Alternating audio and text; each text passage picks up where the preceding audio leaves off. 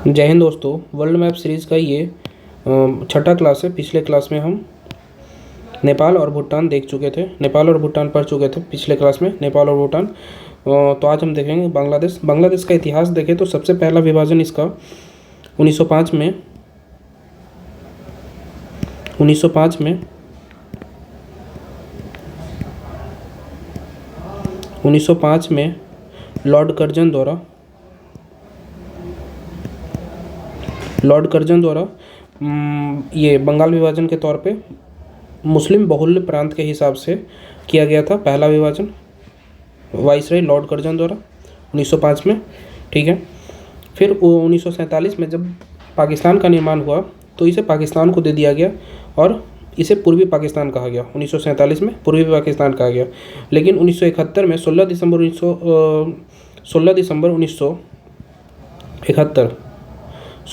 1971 को ये स्वतंत्र हुआ पाकिस्तान से स्वतंत्र हुआ पाकिस्तान से। उसके बाद 1972 में इसे मान्यता मिली एक देश का,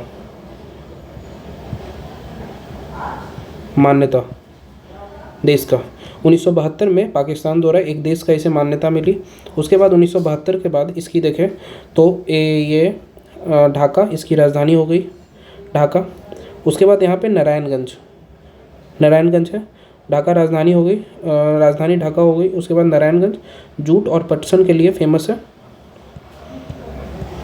जूट या पटसन उद्योग के लिए फेमस है नारायणगंज, ठीक है।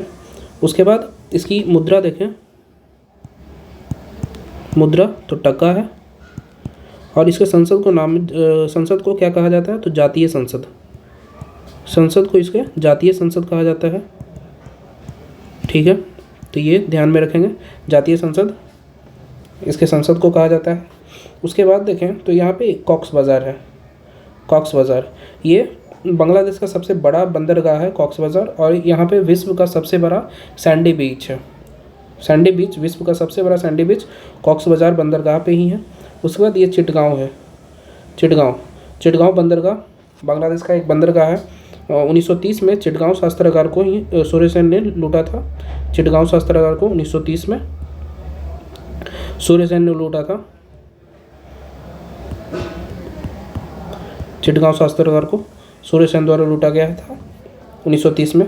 तो ये चिटगांव से रिलेटेड हो गया। उसके बाद यहाँ पे न्यू मुरे द्वीप है जो भारत और बांग्लादेश के बीच विवाद का कारण है, न्यू मुरे द्वीप, ठीक है। न्यू मुरे द्वीप भारत और बांग्लादेश के बीच विवाद का कारण है। और फैक्ट देखें तो इसे नदियों का देश कहा जाता है, बांग्लादेश को नदियों का देश कहा जाता है, नदियों का देश कहा जाता है बांग्लादेश को। जैसे थाईलैंड को सफ़ेद हाथियों का देश कहा जाता है, उसी तरह नदियों का देश इसे कहा जाता है बांग्लादेश को। फिर देखें तो इसकी जो भारत के साथ सीमा साझा ये करता है, टोटल सीमा साझा लगभग 4096 किलोमीटर का सीमा साझा करता है भारत के साथ।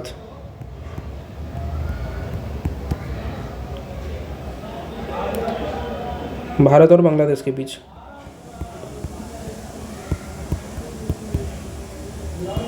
टोटल 4096 किलोमीटर का, 4096 किलोमीटर के साथ ये जो भारत का जो भी पड़ोसी देश है उसमें से सबसे ज़्यादा सीमा साझा करता है, सर्वाधिक सीमा साझा करने वाला बांग्लादेश ही है।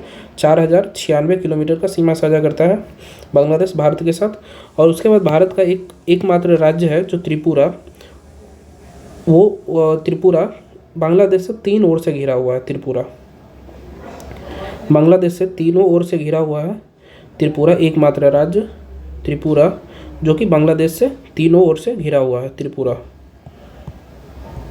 त्रिपुरा बांग्लादेश से तीनों ओर से घिरा हुआ त्रिपुरा राज्य। हम लोग ये भी जानते हैं कि बांग्लादेश जूट उद्योग के लिए फेमस है पूरे दुनिया में। तो जूट उद्योग जो है 50% योगदान था बांग्लादेश का जूट उद्योग में पूरे विश्व में, जो कि विभाजन के बाद कुछ फैक्ट्रियाँ जो थी इसके भारत में आ गई। और उसके बाद ये जूट उद्योग को विभाजन हुआ, उस वजह से जूट उद्योग प्रभावित हुआ बहुत ज़्यादा। उसके बाद जो 50% का जो अथी था वो कम गया। नदी देखें हम इसमें नदी, तो नदी इधर से गंगा, इधर से गंगा, इधर से ब्रह्मपुत्र, और यहाँ पे एक तीस्ता नदी आती है जो ब्रह्मपुत्र में मिल जाती है आके। तीस्ता नदी को लेकर बांग्लादेश और पश्चिम बंगाल में तीस्ता जल विवाद, तीस्ता जल विवाद, तीस्ता नदी के पानी को लेकर तीस्ता जल विवाद, बांग्लादेश और भारत के बीच तीस्ता जल विवाद है। दो विवाद है, एक तीस्ता जल विवाद इधर हो गया, उसके बाद न्यू मोरद्वीप को लेकर विवाद है भारत और बांग्लादेश के बीच, ठीक है। उसके बाद यहाँ पे से आता है एक मेघना नदी आती है, मेघना नदी आती है इधर से। गंगा को बांग्लादेश में पद्मा कहा जाता है, ब्रह्मपुत्र को जमुना कहा जाता है। उसके बाद इधर से मेघना नदी आती है और फिर ये जाकर बंगाल की खाड़ी में मिल जाती है। मेघना, यहाँ से इसका नाम मेघना हो जाता है और मेघना नदी बंगाल की खाड़ी में जाकर मिल जाती है। तो ये हुआ कुछ बांग्लादेश के बारे में इम्पॉर्टेंट जो फैक्चुअल डेटा था बांग्लादेश के बारे में, ठीक है। तो अगला वीडियो में हम देखेंगे म्यांमार। धन्यवाद।